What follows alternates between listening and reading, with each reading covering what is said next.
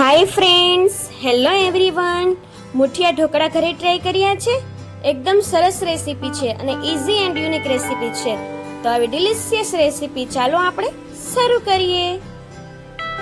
સૌથી પહેલા તો આપણે બટેટાને, દૂધીને અને કોબી આવું બધું ખમણીમાં ખમણી લેવાનું છે. ત્યારબાદ ડુંગળી, મરચાં, આદુ અને લસણ આની પેસ્ટ બનાવી લેવાની છે. ઝીણું ઝીણું ક્રશ કરી લેવાનું છે ક્રશરમાં અને આ બધું આમાં એડ કરી દેવાનું.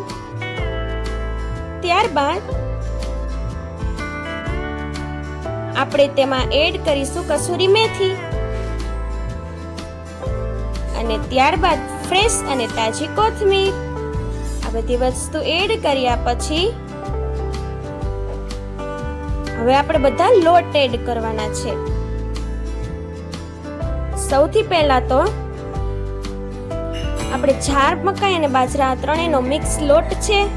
તમે ખાલી બાજરાનો લોટ હોય તો તે પણ એડ કરી શકો છો.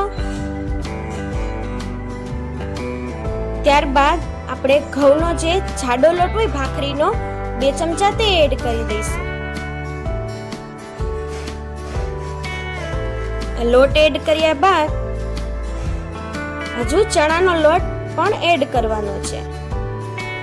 2 ચમચા જેટલો ચણાનો લોટ એડ કરી દઈશું. નાના 2 ચમચા જેટલો.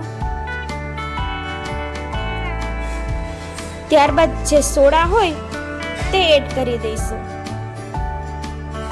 સાજીના ફૂલ જે ભજીયાના સોડા હોય તે, બેકિંગ સોડા અને ત્યારબાદ તેની ઉપર લીંબુનો રસ એડ કરીશું જેથી સોડા એક્ટિવેટ થાય. ત્યારબાદ આપણે સ્વાદ પ્રમાણે મીઠું એડ કરી દઈશું. ત્યારબાદ હળદર પાવડર એડ કરીશું, ચટણી પાવડર એડ કરીશું, ધાણા જીરું પાવડર એડ કરી દઈશું અને ગરમ મસાલો.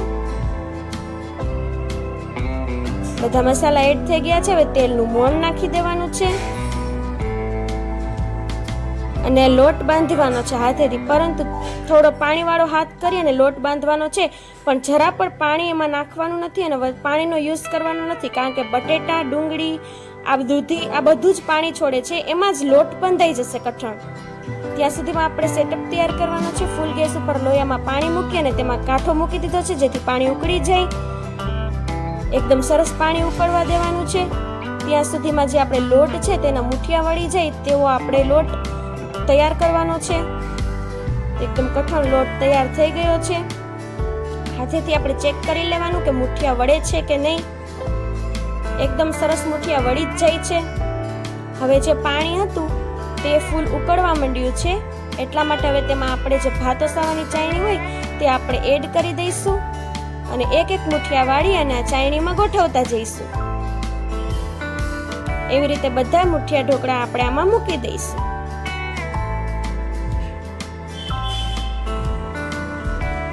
એવી રીતના બધા મુઠિયા ઢોકળા મૂકી એક ઉપર એક આમ સાઈડમાં મૂકવાના છે, એક પછી એક. હવે સરસ ગોઠવાઈ ગયા છે. હવે આપણે તેને કાથરોટ વડે ઢાંકી દઈએ અને 15 મિનિટ સુધી આવી જ રીતના ચડવા દેવાના છે ફૂલ ગેસે. પછી આપણે 15 મિનિટ પછી કાથરોટ જોવાનું છે કે ઢોકળા છે તે ચડી ગયા છે કે નહીં. તેના માટે સૌથી પહેલા તમે ચાકુ ભરાવી અને જોઈ લીધું છે. ચાકુ એકદમ ક્લીન બહાર આવે છે એટલે કે ઢોકળા એકદમ સરસ ચડી ગયા છે. હવે આપણે થોડી વાર તેને ઠરવા દઈશું ઢોકળાને. તો મુઠિયા ઢોકળા થોડી જ વારમાં તૈયાર થઈ ગયા. હવે આપણે તેને વઘારવા જોઈશે. તો ચાલો આપણે વઘારવા માટે સૌથી પહેલા તો આપણે એક ગેસ ઉપર લોયો મૂકીશું અને તેનામાં તેલ ગરમ મૂકીશું. તેલ એકદમ સરસ ગરમ થઈ જાય પછી આપણે તેમાં રાઈ એડ કરી દઈશું. ત્યારબાદ જીરું એડ કરીશું. ત્યારબાદ હિંગ એડ કરી દઈશું અને ત્યાર પછી લીમડાના પાન એડ કરી દઈશું. હવે જે ઢોકળા હતા નાના નાના પીસ કરી અને આપણે તેમાં એડ કરી દઈશું. હવે તેમાં આપણે ખાંડનો પાવડર એડ કરવાનો છે.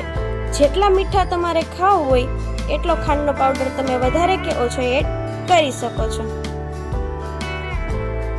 હવે આપણે બધું બરાબર રીતે મિક્સ કરવાનું છે. એકદમ સરસ મુઠિયા ઢોકળા થોડી જ વારમાં તૈયાર થઈ ગયા. એક વખત ઘરે ટ્રાય કરજો, બધાને બહુ જ ભાવશે. પછી મને કમેન્ટમાં કહેજો કે તમે ઘરે બનાવ્યા, તમારે કેવા બન્યા. એક વખત જરૂરથી ટ્રાય કરજો. ચા સાથે ખાઈ શકાય છે, સોસ સાથે ખાઈ શકાય છે અને એમનેમ પણ આનો સ્વાદ ખૂબ જ મજેદાર આવે છે. જો તમને અમારો વિડીયો ગમે તો વિડીયોને લાઈક કરો, વધારે ગમ્યો હોય તો ફ્રેન્ડ્સ સાથે શેર કરો, જેથી તમારા ફ્રેન્ડ્સને નવી નવી ડિલિશિયસ રેસીપી જાણવા મળે. અને આવા નવા વિડીયો જોવા અને નવી રેસીપીઝ જોવા માટે અમારી ચેનલ કુકિંગ પિન જાનવીને સબસ્ક્રાઈબ કરી નાખજો. Thank you.